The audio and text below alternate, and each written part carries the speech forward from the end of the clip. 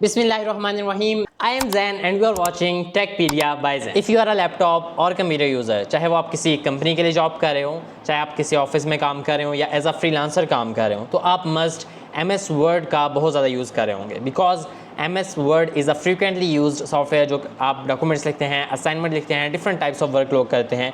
आज की इस वीडियो में हम स्पेसिफिकली ये देखेंगे कि MS वर्ड के अंदर अगर हमने कोई हेडिंग को या किसी भी स्पेसिफिक पार्ट को हमने अगर अंडरलाइन करना हो, जैसे हम नॉर्मल टेक्स्ट लिखा होता है किसी बुक वगैरह में या कहीं भी, तो हम उसे अंडरलाइन करते हैं, उससे नीचे एक लाइन लग जाती है, वही चीज़ हम MS वर्ड में डिजिटली करेंगे। So let's get into laptop and check how it works. मैं आपको दो मेथड इसके बताऊंगा। नंबर फर्स्ट मेथड में हम मैनुअली इस चीज़ को करेंगे एंड सेकंड मेथड में एक शॉर्टकट की है जिसका यूज़ करके आप सिर्फ कीबोर्ड का यूज़ करके आप अंडरलाइन कर सकते हैं अपने किसी भी टेक्स्ट को MS वर्ड में।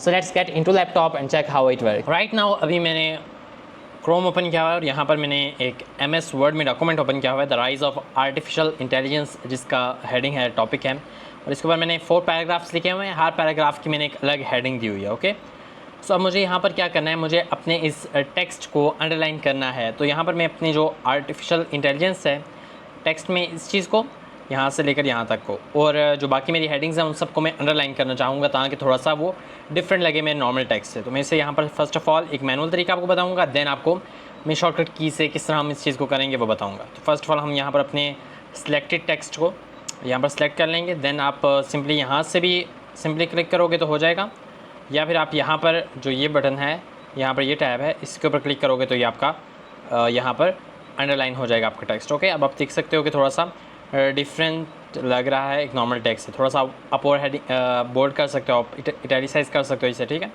इससे और ज़्यादा डिफरेंट लगेगा आपकी हेडिंग्स आपके नॉर्मल टेक्स्ट से। अब आपको मैं सेकंड मेथड बताऊंगा जो कि एक शॉर्टकट की है, Ctrl+U। जैसे आप इसके ऊपर क्लिक करके रखते हो तो आपको यहाँ पर शो भी होता है Ctrl+U, तो उसका यूज़ करके हम अंडरलाइन करेंगे बस by just using our keyboard. तो मैं यहाँ पर अपने टेक्स्ट को सिलेक्ट कर दूँगा and then I will just type Ctrl+U और यहाँ पर मेरा टेक्स्ट अंडरलाइन हो जाएगा। You can see that. Okay, इस तरह मैं अपने तमाम हेडिंग्स के साथ सेम सेटिंग्स करूँगा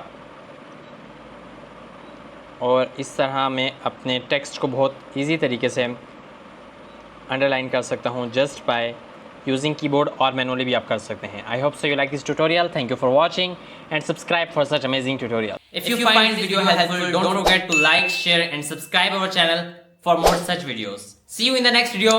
Thanks for watching.